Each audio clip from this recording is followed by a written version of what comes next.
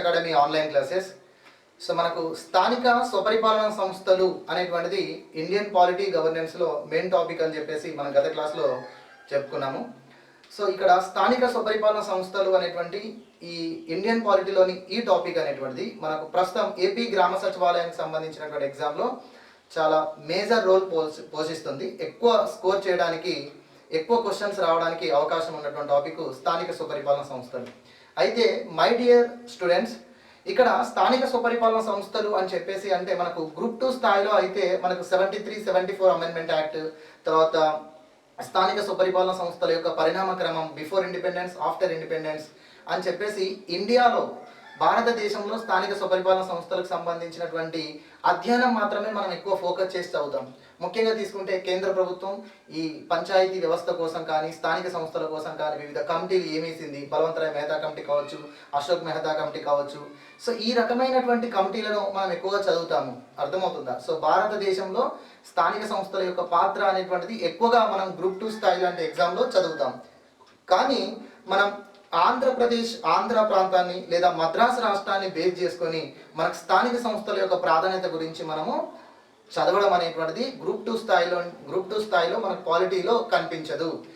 ఎందుకంటే మనకు ఎక్కువగా కూడా భారతదేశంలో మనకు ఈ కమ్యూనిటీ డెవలప్మెంట్ ప్రోగ్రామ్ కానీ, తర్వాత బలవంతరాయ్ మెహతా కమిటీ, 3 అంచెల పంచాయతీరాజ్ వ్యవస్థ, తర్వాత అశోక్ మెహతా కమిటీ, 2 అంచెల పంచాయతీరాజ్ వ్యవస్థ, తర్వాత దంతువాల కమిటీ, తర్వాత జీవీకే రావు కమిటీ, సిహెచ్ హనుమంతరావు కమిటీ, తర్వాత ఎల్ఎం సింఘ్వి కమిటీ, తర్వాత రాజీవ్ గాంధీ ప్రయత్నించడం రాజ్యాంగ సవరణ చేయడం, తర్వాత పివి నరసింహారావు గారు రాజ్యాంగ సవరణ బిల్లులను ప్రవేశపెట్టి ఆమోదింప చేయడం, తర్వాత 73 అమెండ్మెంట్, 3 అంచెల పంచాయతీరాజ్ వ్యవస్థ, 74 కాన్స్టిట్యూషనల్ అమెండ్మెంట్, మన మున్సిపల్ వ్యవస్థకు రాజ్యాంగ హోదా, ఈ రకంగా మనం చదువుతాం.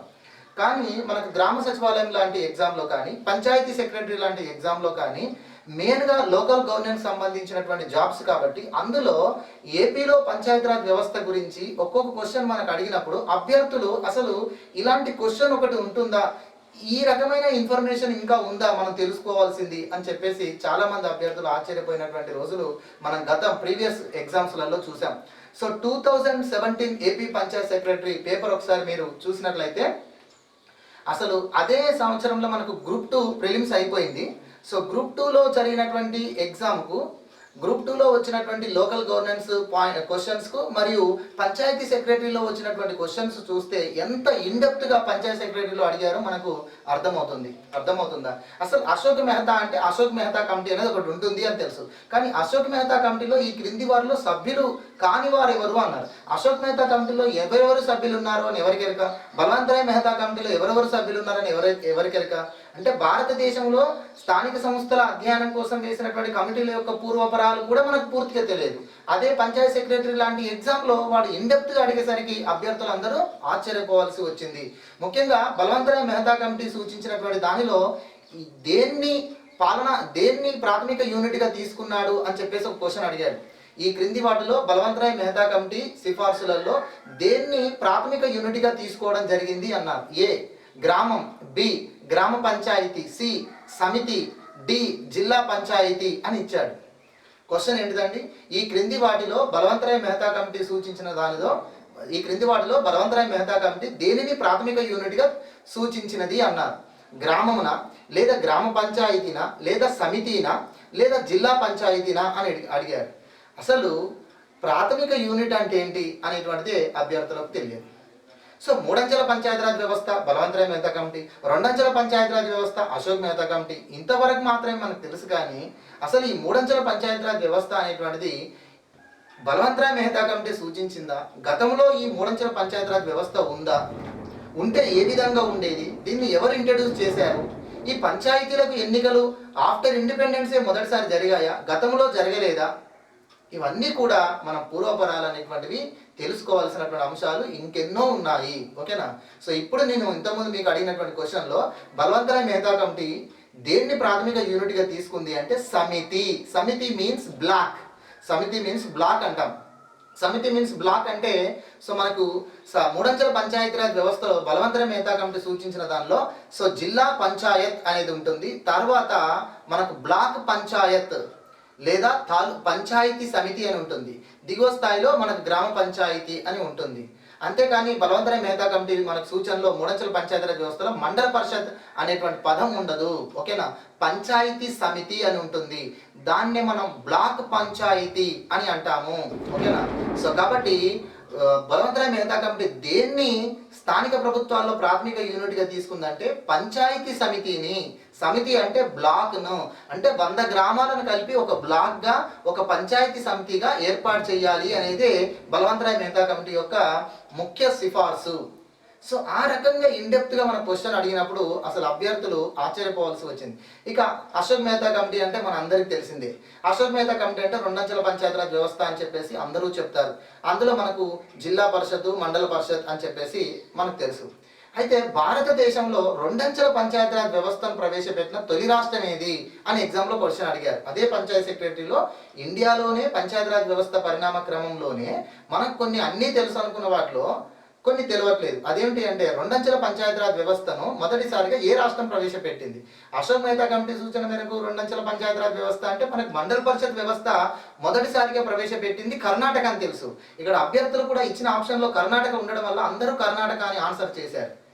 కర్ణాటక అనేది 1980sలో కర్ణాటక అశోక్ మెహతా కమిటీ సూచన మేరకు 1980sలో కర్ణాటక మూడంచెల పంచాయతీరాజ్ వ్యవస్థని ప్రవేశపెట్టింది. కానీ మాధ్యమిక స్థాయిలో అశోక్ మెహతా కమిటీ చెప్పినటువంటి దానిలో మండల పరిషత్ వ్యవస్థ అనేటువంటిది నచ్చింది. అందుకే కర్ణాటక ముఖ్యమంత్రి అయినటువంటి రామకృష్ణ హెగ్డే జనతా పార్టీకి చెందినటువంటి వ్యక్తి. సో ఈ అశోక్ మెహతా కమిటీ కూడా జనతా పార్టీ వేసిన కమిటీ. మరియు రామకృష్ణ హెగ్డాకు మంచి సన్నిహితుడిగా మిత్రుడిగా ఉన్నటువంటి ఎన్టీ రామారావు గారు కూడా మండల పరిషత్ వ్యవస్థపై ఆకర్షితులయ్యారు. అందుకనే కర్ణాటక ముఖ్యమంత్రి అయినటువంటి రామకృష్ణ హెగ్డే అనేటువంటి వ్యక్తి మూడంచెల పంచాయతీరాజ్ వ్యవస్థను అదే విధంగా ఉంచుతూ అశోక్ మెహతా కమిటీ చెప్పినటువంటి రెండంచెల పంచాయతీరాజ్ వ్యవస్థను తీసుకోకుండా అశోక్ మెహతా కమిటీ చెప్పిన రెండంచెల పంచాయతీరాజ్ వ్యవస్థలో మాధ్యమిక స్థాయిలో ఆ మండల పరిషత్ వ్యవస్థ అనేటువంటిది మాత్రం ఎక్కువగా నచ్చినది. అందుకే మాధ్యమిక స్థాయిలో పంచాయతీ సమితిలను రద్దు చేసుకొని వాటి స్థానంలో ఈ మండల వ్యవస్థను ప్రవేశపెట్టారు. అంటే జిల్లా స్థాయిలో జిల్లా పరిషత్, దిగువ స్థాయిలో గ్రామ పంచాయతీ ఉంటుంది. మాధ్యమిక స్థాయిలో పంచాయతీ సమితి ఉండేది. ఆ పంచాయతీ సమితి స్థానంలో మనకి మండల పరిషత్ వ్యవస్థను తీసుకొచ్చారు. అలా కర్ణాటక రాష్ట్రం మూడంచెల పంచాయతీరాజ్ వ్యవస్థనే ప్రవేశపెట్టింది 1980sలో. కానీ మండల పరిషత్ వ్యవస్థను ఫస్ట్ ఇంట్రడ్యూస్ చేసినటువంటి రాష్ట్రం ఏది అంటే మాత్రం కర్ణాటక. కానీ కర్ణాటక రెండంచెల పంచాయతీరాజ్ వ్యవస్థను ప్రవేశపెట్టలేదు, మూడంచెల వ్యవస్థనే కొనసాగించింది. ఇక ఆంధ్రప్రదేశ్ రాష్ట్రానికి వచ్చినట్లయితే ఆంధ్రప్రదేశ్ రాష్ట్రము మన నందమూరి తారక రామారావు గారు ముఖ్యమంత్రిగా ఉన్నప్పుడు 1986లో మండల వ్యవస్థను తీసుకొచ్చారు. మండల పరిషత్ వ్యవస్థను తీసుకొచ్చిన రెండవ రాష్ట్రం భారతదేశంలో ఆంధ్రప్రదేశ్ అని తెలుసు. అయితే మరి అశోక్ మెహతా కమిటీ చెప్పిన రెండంచెల వ్యవస్థలలో మండల వ్యవస్థనే మన ఆంధ్రప్రదేశ్ రాష్ట్రం తీసుకుంది, కానీ రెండంచెల వ్యవస్థను తీసుకోలేదు. మరి 1986లో ఎన్టీ రామారావు గారు మనకు మాధ్యమిక స్థాయిలో అప్పటికే మనకు జిల్లా పరిషత్తు, తాలూకాలు మరియు గ్రామ పంచాయతీలు ఉండే. మాధ్యమిక స్థాయిలో ఉన్నటువంటి ఆ తాలూకా వ్యవస్థను రద్దు చేసి వాటి స్థానంలో మండల వ్యవస్థను ఎన్టీ రామారావు గారు ఇంట్రడ్యూస్ చేశారు. మండల వ్యవస్థను ఇంట్రడ్యూస్ చేస్తూ కొత్తగా ఇంకో స్థాయిని కూడా తీసుకొచ్చారు. జిల్లా ప్రణాళిక ఆర్థిక మండలి అనేటువంటిది ఇంకో స్థాయిని కూడా తీసుకొచ్చారు. అలా నాలుగంచెల పంచాయతీరాజ్ వ్యవస్థ మన ఆంధ్రప్రదేశ్ రాష్ట్రంలో 1986 నుంచి ప్రవేశపెట్టబడింది. సో నాలుగంచెల పంచాయతీరాజ్ వ్యవస్థ ఈరోజు భారతదేశంలో వెస్ట్ బెంగాల్ రాష్ట్రంలో ఉంది. కానీ నాలుగంచెల పంచాయతీరాజ్ వ్యవస్థ 1980sలోనే మన రాష్ట్రంలో ఇంప్లిమెంట్ అయింది, మన రాష్ట్రంలో ఇంట్రడ్యూస్ చేయబడింది అని చెప్పేసి చాలా మంది అభ్యర్థులకు తెలియదు. అంటే ఈ లోకల్ గవర్నెన్స్ అనేటువంటిది ఎంత ఇన్డెప్త్ పాయింట్స్ ఇంకా మనం తెలుసుకోవాల్సినవి ఉన్నాయి అంటే పంచాయతీ సెక్రటరీ, గ్రామ సచివాలయం లాంటి ఎగ్జామ్స్లో మనకు అడుగుతున్నటువంటి క్వశ్చన్ బట్టి మనకు అర్థమవుతుంది. సో ఎక్కువగా మనకి ఇండియన్ పాలిటీ గవర్నెన్స్ అనేటువంటిది గ్రూప్ 2 స్థాయిలలో మనం చూసినట్లయితే అది కేవలం భారతదేశంలో వివిధ కమిటీలకు, భారతదేశంలో పంచాయతీల కోసం వేసిన వివిధ కమిటీలు కానీ 73, 74 అమెండ్మెంట్ యాక్ట్ గురించి కానీ బ్రీఫ్గా చెప్పబడి ఉంటుంది, కానీ ఇన్డెప్త్గా చెప్పబడి ఉండదు. అందులో ముఖ్యంగా ఏపీలో పంచాయతీరాజ్ వ్యవస్థ గురించి మన గ్రూప్ 2 స్థాయి లాంటి ఎగ్జామ్లో మనకు అడగరు. ఏపీలో పంచాయతీరాజ్ వ్యవస్థ అనేటువంటిది భారతదేశంలో పంచాయతీరాజ్ వ్యవస్థ కంటే ఎక్కువగా అడ్వాన్స్గా మనకు అభివృద్ధి చెందినటువంటిది అర్థమవుతుంది. ఎందుకంటే మన ఆంధ్ర రాష్ట్రం అనేటువంటిది మద్రాస్ ప్రావిన్స్లో ఒక భాగంగా కొనసాగింది బ్రిటిష్ వారి కాలంలో. మద్రాసు ప్రావిన్స్లో కొనసాగుతున్నప్పుడే మద్రాసు రాష్ట్రం అనేక పంచాయతీరాజ్ చట్టాలను తీసుకొచ్చింది. అర్థమవుతుందా? 19వ శతాబ్దం నుండి మనకు పంచాయతీరాజ్ వ్యవస్థ అనేటువంటిది మన ఉమ్మడి మద్రాసు రాష్ట్రంలో కొనసాగింది, మన ఆంధ్ర ప్రాంతంలో కొనసాగింది. సో కాబట్టి ఆ యొక్క పూర్వపరాలు మనం చదువుకోవాల్సి ఉంటుంది. సింపుల్ ఇక్కడ ఒక ఎగ్జామ్ ఒక బిట్ అడుగుతాను చూడండి. మీకు మన ప్రీవియస్ అడిగినటువంటి క్వశ్చన్ బట్టి చూసినట్లయితే ఆంధ్ర రాష్ట్రంలో స్థానిక సంస్థల కోసం చేసిన మొదటి చట్టం ఏది అని అడిగారు. ఆంధ్ర ప్రాంతంలో స్థానిక సంస్థల కోసం చేసినటువంటి మొదటి చట్టం ఏది, స్థానిక సంస్థల కోసం చేసిన మొదటి చట్టం ఏది అని అడిగారు. అసలు ఆంధ్ర రాష్ట్రంలో స్థానిక సంస్థల కోసం చేసిన మొదటి చట్టం ఏది అంటే ఎవరైనా అభ్యర్థులు ఏం ఆలోచిస్తారు, 1950s తర్వాత ఆలోచిస్తారు, లేదా 1956 తర్వాత ఆలోచిస్తారు. కానీ ఇక్కడ 1863లో విద్యా సెస్ చట్టం అని మనకు ఉమ్మడి మద్రాసు రాష్ట్రం చేసింది. ఉమ్మడి మద్రాసు రాష్ట్ర శాసనసభ స్థానిక సంస్థలకు విద్యా సెస్సును వసూలు చేసేటువంటి అవకాశాన్ని కల్పిస్తూ విద్యా సెస్సు చట్టం చేసింది 1863లో. అది మన స్థానిక సంస్థల కోసం చేసిన మొదటి చట్టం మన ఆంధ్ర ప్రాంతంలో. అర్థమవుతుందా? సో కాబట్టి ఇంత డెప్త్గా మనకు ఆంధ్రాలో పంచాయతీరాజ్ వ్యవస్థ అనేటువంటిది ఉంటుంది. సో కాబట్టి పంచాయతీ సెక్రటరీ కానీ గ్రామ సచివాలయం లాంటి ఉద్యోగాలలో లోకల్ సెల్ఫ్ గవర్నెన్స్ అనేటువంటి టాపిక్ మనకు పైన గ్రూప్ 2 స్థాయిలో చదివితే సరిపోదు, చాలా ఇండెప్త్గా చదవాల్సినటువంటిది ఉంటుంది. సో గాంధీజీ ఇచ్చినటువంటి స్టేట్మెంట్ కూడా ఒకసారి చూడండి. స్థానిక సంస్థల పైన గాంధీజీ ఇచ్చినటువంటి స్టేట్మెంట్ చాలా మందికి తెలిసినటువంటిది ఒకటే, గ్రామ స్వరాజ్యమే రామరాజ్యము, లేదా గ్రామ స్వరాజ్యం ద్వారానే పూర్ణ స్వరాజ్యం సాధించబడుతుంది. ఇది గాంధీజీ ఇచ్చిన స్టేట్మెంట్. ఇదొక్కటి మాత్రమే తెలుసు. కానీ మనకు ఏపీ పంచాయత్ సెక్రటరీ 2017లో ఒక 5 క్వశ్చన్స్ గాంధీజీ స్టేట్మెంట్ గురించి ఇచ్చారు. ఆ 5 స్టేట్మెంట్స్లో ఒక్క స్టేట్మెంటే అందరికీ తెలుసు, మరి మిగతా స్టేట్మెంట్స్ గురించి మనకు తెలియదు. సో అవి కూడా మనం చదువుకోవాలి. అంటే నేనేమని చెప్తున్నానంటే ఏపీ గ్రామ సచివాలయం లాంటి ఉద్యోగాలలో స్థానిక స్వపరిపాలన సంస్థలు అనేటువంటిది గ్రూప్ 2 బుక్స్లలో ఉన్నటువంటి అంశాలు చదువుకుంటే మీకు సరిపోదు. సో దీని యొక్క పూర్వపరాల గురించి మనం ఇంకా ఇండెప్త్గా చదువుకోవాలి. స్థానిక సంస్థలు అనేటువంటి దాని గురించి మన తెలుగు అకాడమీ స్పెషల్గా బుక్స్ రిలీజ్ చేసింది. ఓన్లీ స్థానిక సంస్థల గురించే ఒక బుక్ రిలీజ్ చేయడం జరిగింది. అందులో మనకు ఎక్కువగా మనకు పాయింట్స్ అనేటువంటివి ఉంటాయి. అర్థమవుతుందా? గ్రూప్ 2లో ఒక టాపిక్ మాత్రమే స్థానిక సంస్థలు, కానీ ఇలాంటి ఎగ్జామ్లలో స్థానిక సంస్థలు అనేది ఒక సబ్జెక్టుగానే మనం తీసుకోవాల్సి ఉంటుంది. ఓకే, సో ఇప్పుడు ఈ దృక్కోణంలో ఈ కంటెస్ట్లో నేను మీకు ఏపీ గ్రామ సచివాలయాన్ని దృష్టిలో పెట్టుకొని స్థానిక స్వపరిపాలన సంస్థలలోని ముఖ్యమైన అంశాలు, ఇండెప్త్ అంశాలన్నీ కూడా మీకు వివరిస్తూ ఉంటాను. దాంతో పాటుగా ఇవి మనకు గ్రూప్ 2 పాలిటిక్ కూడా ఉపయోగపడతాయి. ఓకేనా? సో ఫస్ట్ వన్, గాంధీజీ ఇచ్చినటువంటి స్టేట్మెంట్స్ ఏంటి? గాంధీజీ స్థానిక సంస్థల పట్ల, గ్రామ పంచాయతీ సంస్థల పట్ల ఎలాంటి స్టేట్మెంట్స్ అనేటువంటివి గాంధీజీ ఇచ్చారు అని చూస్తే అందరికీ తెలిసినటువంటిది గ్రామ స్వరాజ్యము ద్వారానే రామరాజ్యము సిద్ధిస్తుంది, గ్రామ స్వరాజ్యమే పూర్ణ స్వరాజ్యము అవుతుంది. ఇవి గాంధీజీ ఇచ్చినటువంటి స్టేట్మెంట్లలో ఎక్కువ మందికి తెలిసినటువంటి స్టేట్మెంట్. దీన్ని మొదటి స్టేట్మెంట్గా తెలుసుకోవచ్చు. ఇక తర్వాత మిగతా స్టేట్మెంట్స్ ఏముంటాయి ఒకసారి చూడండి. ఓకేనా? మిగతా స్టేట్మెంట్ గాంధీజీ చెప్పినటువంటి గ్రామ పంచాయతీ వ్యవస్థల పైన, గ్రామ పరిపాలన సంస్థల గురించి గాంధీజీ ఇచ్చినటువంటి స్టేట్మెంట్స్లలో మిగతా స్టేట్మెంట్స్ ఏంటి అనేది ఒకసారి చూద్దాం. సో పంచాయతీలు గణతంత్ర గ్రామ వ్యవస్థలుగా పనిచేస్తాయి లేదా పనిచేయాలి. పంచాయతీలు అనేటువంటివి గణతంత్ర గ్రామ వ్యవస్థలుగా పనిచేయాలి అని చెప్పేసి నేషనల్ మూమెంట్ కాలంలో గాంధీజీ ఇచ్చారు. సో గణతంత్ర వ్యవస్థ అంటే ఏమిటి? ఏ దేశానికైతే అధ్యక్షుణ్ణి ప్రజల చేత ఎన్నుకోబడే విధంగా ఉన్నట్లయితే, వారసత్వంగా లేకుండా ఉన్నట్లయితే దాన్ని మనం గణతంత్ర వ్యవస్థ అంటాం. దాన్ని మనం రిపబ్లిక్ సిస్టమ్ అని అంటాం. సో భారతదేశం ఒక రిపబ్లిక్ కంట్రీ. ఎందుకంటే మన భారత రాష్ట్రపతి వారసత్వంగా కాకుండా ఎన్నిక ద్వారా వస్తాడు. ప్రజలచే ప్రత్యక్షంగానే ఎన్నుకోవాల్సిన అవసరం లేదు. పరోక్షంగా ఎన్నుకోబడిన ఎన్నిక పద్ధతి ద్వారా వస్తే అది గణతంత్ర వ్యవస్థ అవుతుంది.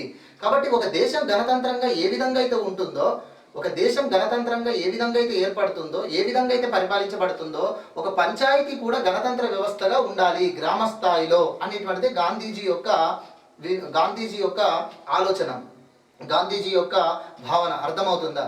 సో గ్రామ పంచాయతీ మనకు గతంలో అడిగినటువంటి దాని ప్రకారం చూసుకున్నట్లయితే చార్లెస్ మెట్కాఫ్ అనేటువంటి ఒక బ్రిటిష్ అధికారి మనకు ఈ భారతదేశంలో దక్షిణ భారతదేశంలో ముఖ్యంగా ఉన్నటువంటి గ్రామ పరిపాలనా సంస్థలను చూసి అవి లిటిల్ రిపబ్లిక్స్గా పనిచేస్తున్నాయి అని చెప్పాడు. అంటే ఈ గ్రామ పరిపాలన వ్యవస్థలు అనేవి చిన్న చిన్న గణతంత్ర రాజ్యాల వలె పనిచేస్తున్నాయని చార్లెస్ మెట్కాఫ్ అనేటువంటి వ్యక్తి అన్నాడు. సో ఇది కూడా మనకు ప్రీవియస్ అడిగినటువంటి బిట్టే, ఓకేనా. సో అదే రకంగా గాంధీజీ కూడా ఏమంటాడంటే గ్రామ పంచాయతీలు అనేటువంటివి గణతంత్ర గ్రామ వ్యవస్థలుగా పనిచేయాలి. ఒక దేశం గణతంత్రంగా ఎలా అయితే పనిచేస్తుందో అలానే గ్రామ పంచాయతీలు కూడా స్వతంత్రంగా గణతంత్ర వ్యవస్థలుగా పనిచేయాలి అనేది గాంధీజీ యొక్క వాదన. తర్వాత ఇక గాంధీజీ ఇచ్చినటువంటి మిగతా స్టేట్మెంట్లో మనం తీసుకున్నట్లయితే స్థానిక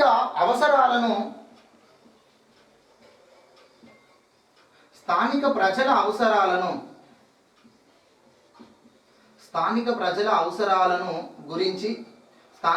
అవసరాల గురించి మరియు సాధికారిత సాధించే దిశగా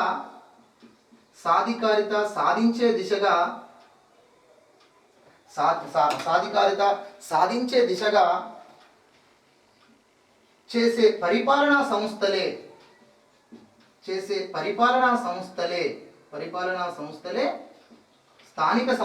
స్థానిక ప్రభుత్వాలు అని అన్నాడు. స్థానికంగా ప్రజల అవసరాలను గురించి మరియు సాధికారిత సాధించే దిశగా చేసే పరిపాలనా సంస్థలే మనకు స్థానిక ప్రభుత్వాలు లేదా పంచాయతీ సంస్థలు అనేటువంటిది మరొక స్టేట్మెంట్ గాంధీజీ ఇచ్చినటువంటి స్టేట్మెంట్లో ఉంది. తర్వాత ఇంకో స్టేట్మెంట్ ఏమిటి అంటే వికేంద్రీకరణ ప్రజాస్వామ్య వ్యవస్థలో ప్రజలకు పరిపాలనలో భాగస్వామ్యం కల్పించబడుతుంది. వికేంద్రీకరణ ప్రజాస్వామ్య వ్యవస్థ ద్వారానే ప్రజలకు పరిపాలనలో భాగస్వామ్యం కల్పించబడుతుంది. కాబట్టి అధికారిక వికేంద్రీకరణకి ఎక్కువగా ప్రాధాన్యత ఇస్తూ పంచాయతీలను ఏర్పాటు చేయాలి, స్థానిక ప్రభుత్వాలను ఏర్పాటు చేయాలి అని గాంధీజీ నేషనల్ మూవ్మెంట్ సమయంలో మరొక సందర్భంగా చెప్పడం జరిగింది. సో అధికారం కేంద్రీకృతం అయితే నియంతృత్వ పోకడలు పెరుగుతాయి. సో భూస్వామ్య వ్యవస్థ అనేటువంటిది బలపడుతుంది. కాబట్టి అధికార వికేంద్రీకరణకు ఎక్కువ ప్రయత్నం చేయాలి. వికేంద్రీకరణ ప్రజాస్వామ్య వ్యవస్థలోనే ప్రజలకు పరిపాలనలో భాగస్వామ్యం కల్పించబడుతుంది. సో అందుకనే అధికార వికేంద్రీకరణలో భాగంగా స్థానిక సంస్థలకు పంచాయతీలకు ఎక్కువ ప్రాధాన్యత ఇవ్వాలి అని చెప్పేసి గాంధీజీ చెప్పినటువంటి స్టేట్మెంట్లో మరొక స్టేట్మెంట్ అది. వికేంద్రీకరణ ప్రజాస్వామిక వ్యవస్థలో ప్రజలకు పరిపాలనలో భాగస్వామ్యం కల్పించబడుతుంది. కావున అధికార వికేంద్రీకరణకు గాంధీజీ ఎక్కువగా మొగ్గు చూపుతూ అది స్థానిక సంస్థల ద్వారానే సాధ్యమవుతుంది అని చెప్పాడు. తర్వాత ఇక మరొక స్టేట్మెంట్ స్థానిక సంస్థల ద్వారా ప్రజాస్వామ్యం బలోపేతమై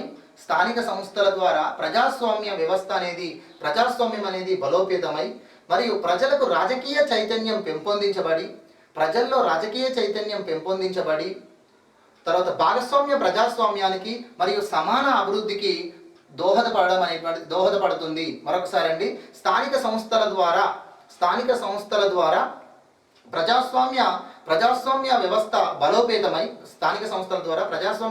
బలోపేతమై తద్వారా ప్రజాస్వామ్య వ్యవస్థలో ప్రజలకు ఎక్కువగా రాజకీయ చైతన్యవంతులను చేసి ప్రజలను రాజకీయ చైతన్యవంతులుగా పెంపొందించి మరియు ప్రజాస్వామ్య వ్యవస్థ సమాన అభివృద్ధికి దోహదపడడం జరుగుతుంది. కాబట్టి స్థానిక సంస్థలను ఏర్పాటు చేయడం ఎంతో ఉత్తమము అని చెప్పేసి గాంధీజీ పేర్కొన్నటువంటి స్టేట్మెంట్లో మరొక స్టేట్మెంట్. మొత్తానికి స్థానిక సంస్థల ద్వారానే ప్రజాస్వామ్య వ్యవస్థ బలోపేతం అవుతుంది.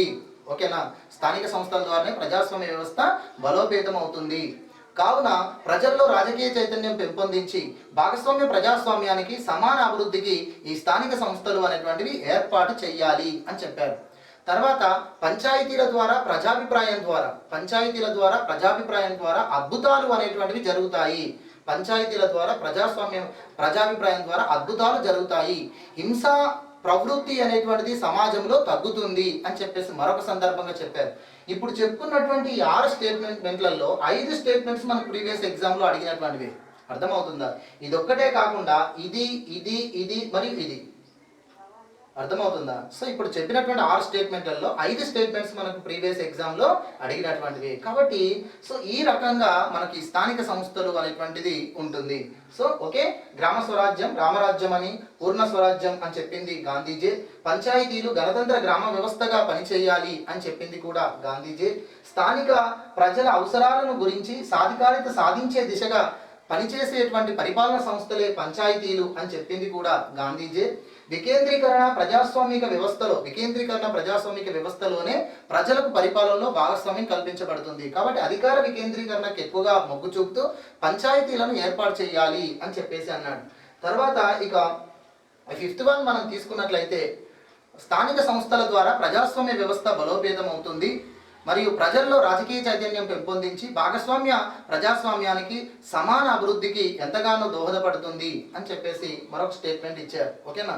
సో ఈ రకమైనటువంటి స్టేట్మెంట్స్ మనకు గాంధీజీ ఇచ్చినటువంటి స్టేట్మెంట్స్లలో ఉన్నాయి.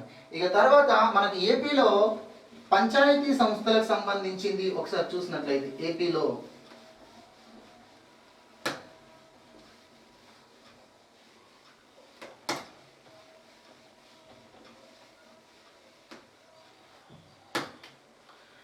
సో ఏపీలో మనకు ఈ పంచాయతీ వ్యవస్థల గురించి కానీ స్థానిక సంస్థల గురించి కానీ లేదా లోకల్ గవర్నెన్స్ గురించి కానీ తెలుసుకోవాలంటే ఆంధ్రప్రదేశ్ అనే దాని దగ్గర మనకు మద్రాస్ అని చెప్పేసి మద్రాస్ రాష్ట్రంలో చేయబడినటువంటి పంచాయతీ చట్టాలు కానీ స్థానిక సంస్థల చట్టాలు కానీ స్థానిక బోర్డుల చట్టాల గురించి కానీ మనం చదువుకోవాల్సి ఉంటుంది. ఓకేనా? ఎందుకంటే మనకు 18వ శతాబ్దం వరకు కూడా మనకు ఆంధ్ర ప్రాంతం అనేటువంటి 18వ శతాబ్దంలో ఆంధ్ర ప్రాంతం అనేటువంటిది మద్రాస్ ప్రావిన్స్లో భాగంగా ఏర్పడింది. మన అందరికీ తెలిసిందే.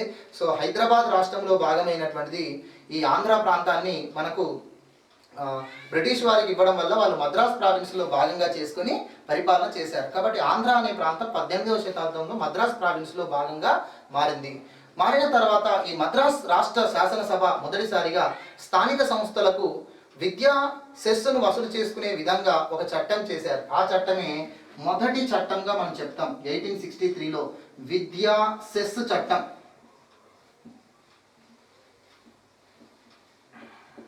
విద్యా సెస్ చట్టం 1863లో 1863లో మద్రాస్ శాసనసభ స్థానిక సంస్థలకు విద్యా సెస్సును వసూలు చేసుకునే అధికారం కల్పిస్తూ చట్టం చేయడం జరిగింది. సో ఆంధ్ర ప్రాంతంలో కానీ లేదా మద్రాస్ రాష్ట్రంలో కానీ స్థానిక సంస్థల కోసం చేసిన తొలి చట్టం ఏది అంటే ఈ విద్యా సెస్ చట్టమే 1863. సో ఇది మనకు ప్రీవియస్ ఏపీ పంచాయతీ సెక్రటరీ 2017లో అడిగినటువంటి బిట్ ఇది. ఓకేనా? 1863 విద్యా సెస్సు చట్టం అనేటువంటిది అటు మద్రాస్ ప్రావిన్స్లో కానీ లేదా ఆంధ్ర ప్రాంతంలో కానీ స్థానిక సంస్థల కోసం ప్రభుత్వం చేసినటువంటి మొదటి చట్టంగా మనం పేర్కొంటాం. ఇక తర్వాత 1884లో మద్రాస్ స్థానిక సంస్థల 1884లో మద్రాస్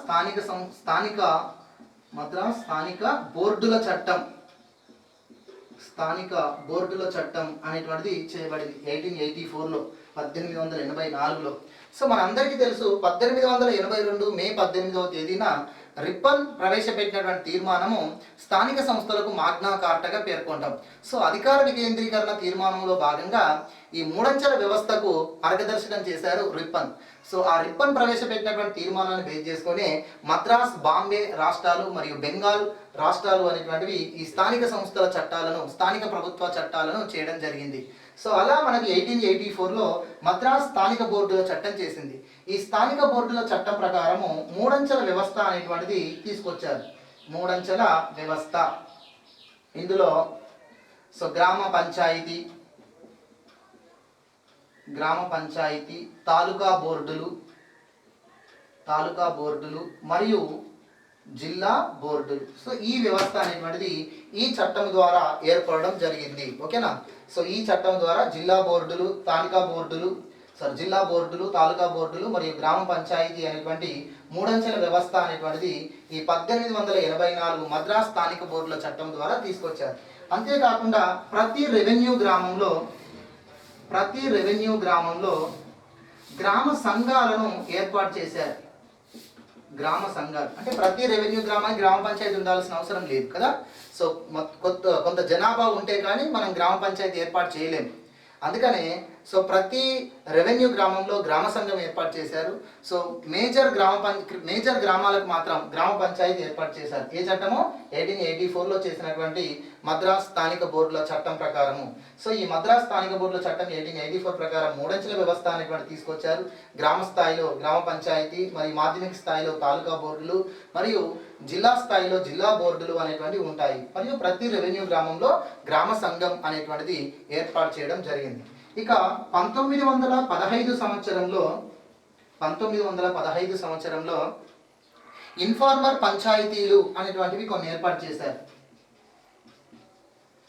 ఇన్ఫార్మర్ పంచాయతీలను ఏర్పాటు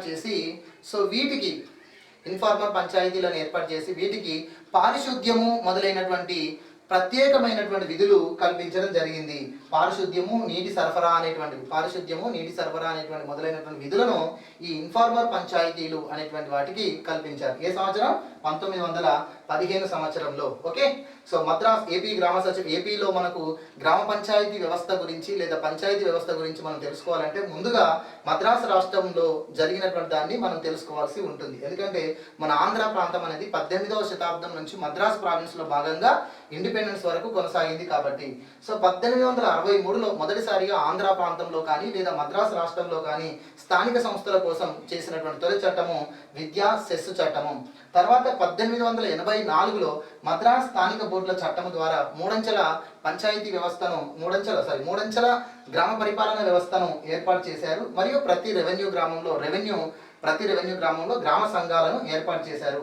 1915 సంవత్సరంలో ఇన్ఫార్మర్ పంచాయతీలను ఏర్పాటు చేసి వాటికి నీటి సరఫరా మరియు పారిశుద్ధ్యం లాంటి మొదలైనటువంటి విధులు కల్పించారు. ఇక తర్వాత మనకు 1920లో మద్రాస్ గ్రామ పంచాయతీ చట్టం అనేది చేశారు.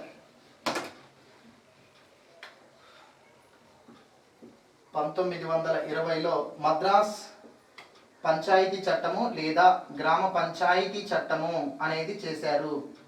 మద్రాస్ గ్రామ పంచాయతీ చట్టం అనేది 1920లో చేశారు. సో ఈ చట్టం ప్రకారం రాయల్ కమిషన్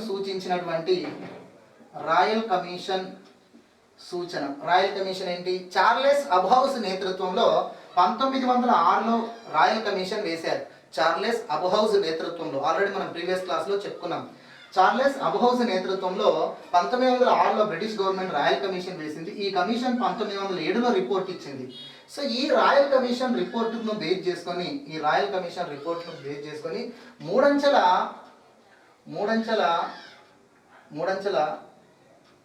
గ్రామ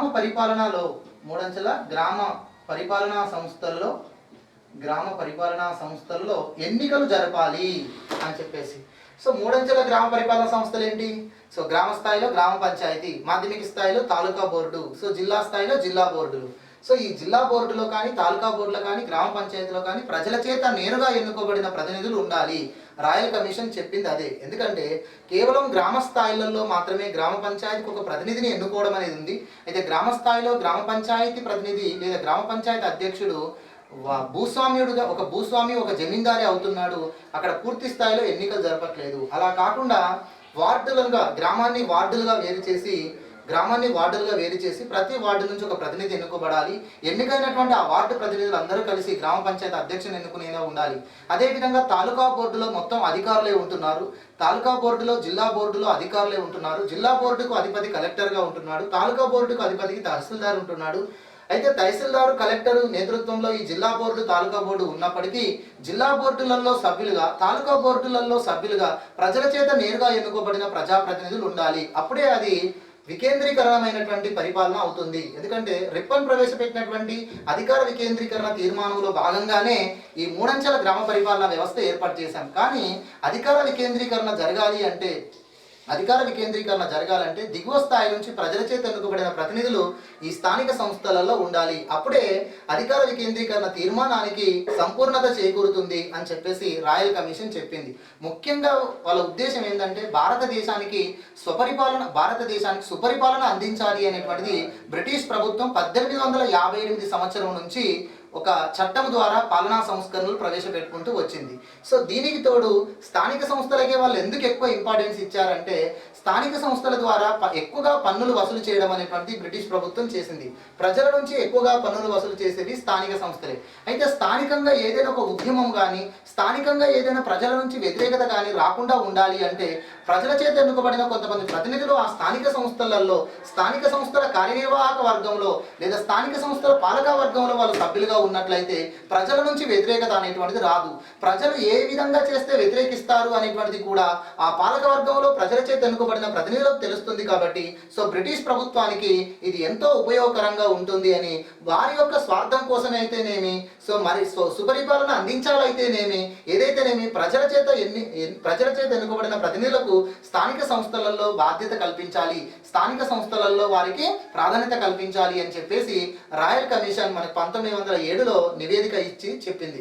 అందుకే 1909 చట్టం ప్రకారం, 1909 ఇండియన్ కౌన్సిల్ చట్టం ప్రకారము సో ప్రొవిన్షియల్గా రాష్ట్ర శాసనసభలకు ఈ స్థానిక సంస్థలకు ఎన్నికలు జరుపుకునేటువంటి అవకాశాన్ని ఇచ్చారు. అందుకే మద్రాస్ ప్రావిన్స్ 1920లో మద్రాస్ పంచాయతీ చట్టాన్ని తీసుకొచ్చి, ఈ మద్రాస్ పంచాయతీ చట్టం ప్రకారం ఈ 3 స్థాయిలలో కూడా ప్రజల చేత ఎన్నుకోబడిన ప్రతినిధులకు అవకాశం ఇచ్చారు. అంటే 3 స్థాయిలు, ఇంతకుముందు మనం చెప్పుకున్నట్టుగా జిల్లా బోర్డు అయితేనేమి, తాలూకా బోర్డు అయితేనేమి, తర్వాత గ్రామ పంచాయతీ అయితేనేమి, ఈ 3 స్థాయిలలో కూడా ప్రజల చేత ఎన్నుకోబడినటువంటి ప్రతినిధులకు అవకాశం కల్పించాలి అనుకున్నారు. అందుకనే సో ఈ చట్టం ప్రకారం, ఈ చట్టం మద్రాస్ పంచాయతీరాజ్ చట్టం 1920 ప్రకారము ప్రత్యక్ష ఎన్నికలు జరిపారు. సో ప్రత్యక్ష ఎన్నికలు జరపడం కోసం ఈ చట్టం మద్రాసు రాష్ట్ర ప్రభుత్వం చేసింది. అయితే ఈ ఎన్నికలలో ప్రధానంగా మద్రాస్ పంచాయతీరాజ్ చట్టం 1920 ప్రకారము ఈ 3 అంచెల గ్రామ పరిపాలనా సంస్థలకు పోటీ చేసేటువంటి ప్రజాప్రతినిధులుగా పోటీ చేసేటువంటి అభ్యర్థులు పురుషులు మాత్రమే అర్హులు, మహిళలకు అవకాశం లేదు. అర్థమవుతుందా? అంటే మనందరికీ తెలుసు 1919 భారత ప్రభుత్వ చట్టం ద్వారా మహిళలకు ఓటు హక్కు కల్పించాలి అనేటువంటి ప్రతిపాదన మన భారతీయులు, ముఖ్యంగా స్వరాజ్ పార్టీ లాంటివి డిమాండ్ చేసినప్పటికీ, ఐఎన్సీ పార్టీ లాంటివి, ఇండియన్ నేషనల్ కాంగ్రెస్ పార్టీ లాంటివి, అన్బిసెంట్ లాంటి నాయకులు మహిళలకు ఓటు హక్కు కల్పించాలని చెప్పేసి 1919 చట్టం రూపొందుతున్నప్పుడు ప్రతిపాదన చేసినప్పటికీ బ్రిటిష్ ప్రభుత్వం పట్టించుకోలేదు. అందుకే మహిళలకు ఓటు హక్కు అనేటువంటిది మనకు 1919 చట్టం ద్వారా రాలేదు. కావున 1920లో మద్రాస్ పంచాయతీరాజ్ చట్టం చేశారు కాబట్టి అప్పటికి మహిళలకు ఓటు హక్కు అనేది లేదు. కాబట్టి సో మహిళలకు ఓటు హక్కు లేదు కాబట్టి మహిళలకు పోటీ చేసేటువంటి అవకాశం కూడా ఈ చట్టం ద్వారా ఇవ్వలేదు. అర్థమవుతుందా? మద్రాస్ పంచాయతీరాజ్ చట్టం 1920 ప్రకారం కేవలం పురుషులు మాత్రమే పోటీ చేయడానికి అర్హులు, మహిళలు అర్హులు కాదు. ఎందుకంటే మహిళలకు ఓటు హక్కు అనేది అప్పటికి ఇంకా దక్కలేదు. 1927 సంవత్సరంలో మొదటిసారిగా మద్రాస్ శాసనసభ ఒక చట్టం తీసుకొచ్చి మహిళలకు ఓటు హక్కు అనేది కల్పించడం జరిగింది. అది కూడా కేవలం శాసనసభలలోనే కల్పించారు. తర్వాత 1935 భారత ప్రభుత్వ చట్టం ప్రకారం ఇక రాష్ట్ర శాసనసభల్లో కానీ, కేంద్ర శాసనసభల్లో కానీ, స్థానిక సంస్థలలో కానీ మహిళలకు ఓటు హక్కు కల్పించడం కోసం చట్టంలో మెన్షన్ చేయడం జరిగింది. అర్థమవుతుందా? దేశవ్యాప్తంగా అన్ని స్థానాలలో మహిళలకు ఓటు హక్కు కల్పించడం అనేది 1935 భారత ప్రభుత్వ చట్టం ద్వారా జరిగింది. ఓకే, 1920 నాటికి, 1920లో ఈ చట్టం చేసే నాటికి భారతదేశంలో మహిళలకు ఓటు హక్కు లేదు, మహిళలకు ఓటు హక్కు లేదు. ఇదే మద్రాస్ రాష్ట్రంలో 1927లో మహిళలకు ఓటు హక్కు కల్పించారు. అందుకే ఇక్కడ పురుషులు మాత్రమే పోటీ చేయడానికి అర్హులు, పురుషులు మాత్రమే పోటీ చేయడానికి అర్హులుగా మనకి ఇక్కడ పేర్కొనడం అనేటువంటిది జరిగింది. ఇక తర్వాత కొన్ని రకాల పన్నులు విధించే అధికారం, కొన్ని రకాల పన్నులను విధించే అధికారము ఈ స్థానిక సంస్థలకు లేదా ఈ పంచాయతీ సంస్థలకు కల్పించడం జరిగింది. సో స్థానికంగా కొన్ని పన్నులు విధించుకునే అధికారం, పన్నులను నిర్ణయించుకునే అధికారము, వసూలు చేసుకునే అధికారము పూర్తిగా పంచాయతీ సంస్థలకు ఈ చట్టం ద్వారా కల్పించారు. ఓకే, తర్వాత మరి పన్నులు విధించుకొని వసూలు చేసుకునే అధికారం పంచాయతీలకు ఇచ్చారు కాబట్టి మరి పంచాయతీల యొక్క రెవెన్యూ అనేది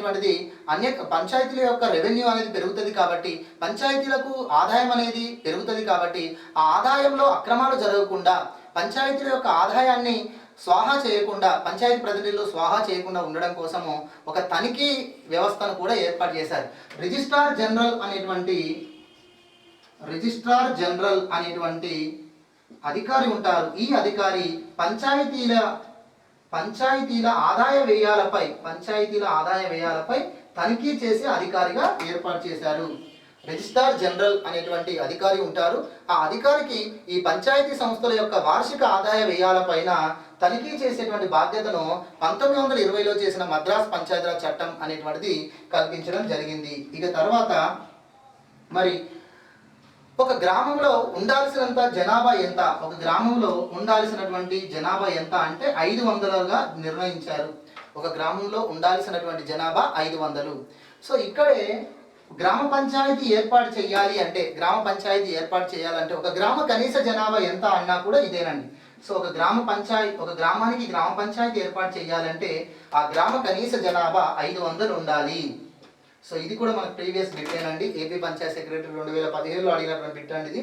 సో ఒక గ్రామ పంచాయతీ ఏర్పాటు చేయాలంటే మద్రాస్ పంచాయతీరాజ్ చట్టం ప్రకారము గ్రామ పంచాయతీ ఏర్పాటు చేయాలంటే గ్రామ కనీస జనాభా అనేటువంటిది ఎంత ఉండాలి? 500 అనేటువంటిది ఉండాలి.